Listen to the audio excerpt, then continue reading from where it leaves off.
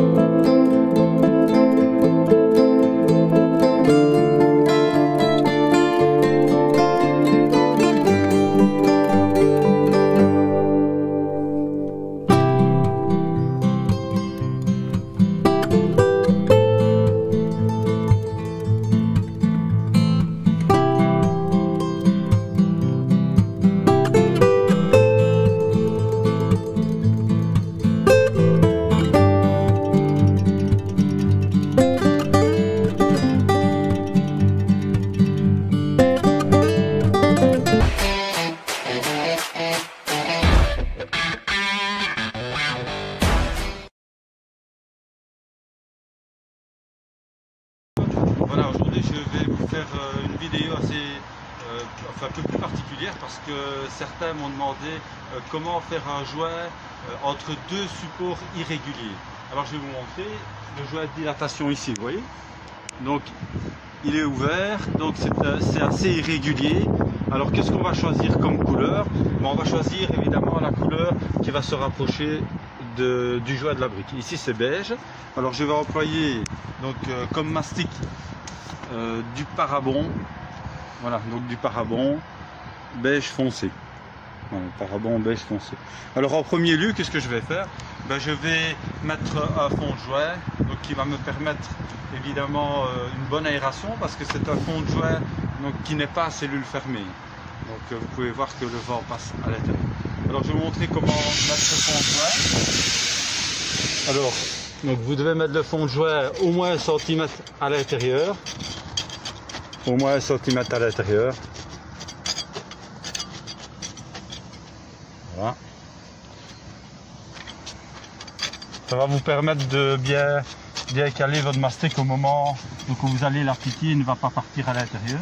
Et en même temps, donc, il y aura une bonne dilatation parce que si jamais le mastic viendra travailler en largeur, ben, à ce moment-là, grâce au fond de mousse qu'il y a, ben, il va pouvoir s'étirer et se remettre à sa place.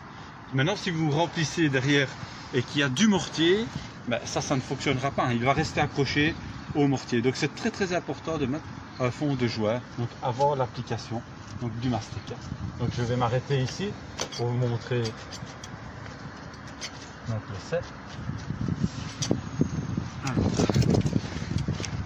Donc, je vais vous montrer, donc, comme d'habitude, ouvre une cartouche toujours d'un côté évidemment. Toujours un embout comme ça, vous voyez. Voilà. Et alors pour le bec, on utilise avec les grands boudins comme ça. On utilise des becs comme ceci parce que le pistolet, vous voyez, la longueur du pistolet donc, est plus ou moins de la longueur de la cartouche. Alors, comment est-ce que je vais couper mon bec? Je vais le couper en fait en fonction de la largeur, vous voyez, du jouet. Donc ceci c'est pas bon. Par exemple ceci c'est pas bon, c'est trop petit. Vous voyez, c'est beaucoup trop petit. Surtout si vous n'avez pas de pistolet électrique. Donc je vais le faire un peu plus large comme ça. Et toujours incliné. Donc j'ai déjà mis une cartouche dans le pistolet. Voilà, pour ne pas perdre de temps. Je vais toujours essuyer mon bec. Veiller qu'il soit donc toujours bien propre. On travaille toujours bien proprement évidemment.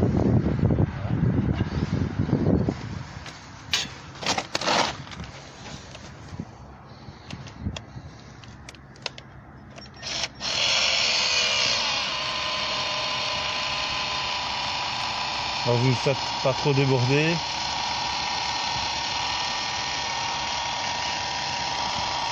Vous suivez toujours d'une façon régulière. On remplit, pas de trou.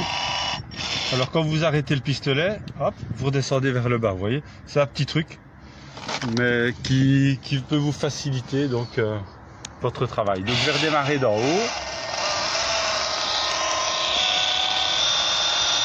Donc il faut quand même mettre de la matière, hein, mais c'est inutile de faire déborder de plusieurs centimètres. Voilà, là il n'y a plus de mastic, je vais changer ma cartouche.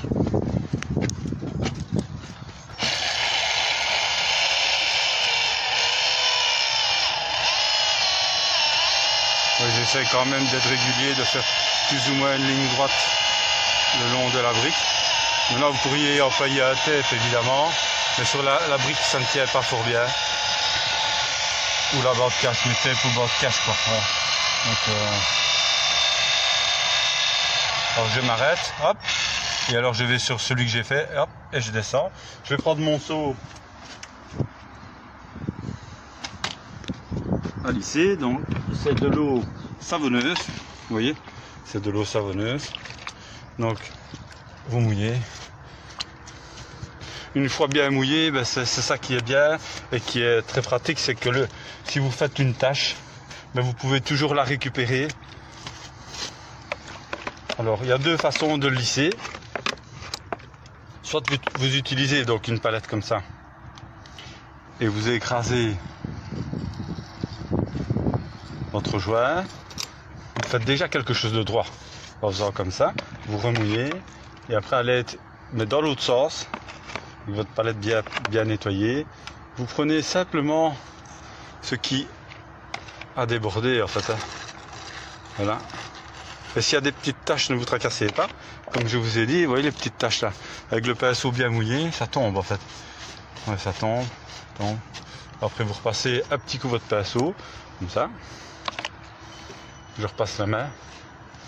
Donc bien fermer votre jouet, afin que tout soit bien étanche. Bien colmaté, plus d'humidité, plus d'entrée d'air non plus. Donc je termine également cette petite partie. Donc je vais refaire de la même façon. Je passe le dos de la palette. Comme ça. Je reprends dans l'autre sens, évidemment aussi. De bas en haut pour rejoindre la partie que j'ai déjà faite. Alors vous voyez ici, il y a un surplus. Je mouille. Donc, et le surplus, ben, en fait, toujours de la même façon. Avec la palette comme ceci, je fais tomber dans mon seau, pas comme ça, ça c'est pas bon, hein. Donc vraiment comme ceci, de petites quantités, faites des petites quantités, vous pouvez même reprendre dans l'autre sens, vers la partie que vous avez déjà faite. Et alors si vous regardez bien, quand j'ai coupé, ben, ça donne déjà quelque chose de plus ou moins droit. C'est ça que vous devez avoir avant de lisser. Alors je vais repasser mon pinceau. Donc bien remouillé, et en faisant comme ça vous allez faire partir tous les petits, on va dire toutes les petites bavures qui restent. Donc, vous pouvez même repasser une autre fois comme ça, une fois le pinceau, Et puis je ferme bien alors mon jouet. Je m'assure que tout est bien fermé afin qu'il n'aille pas d'entrée d'air, pas d'humidité.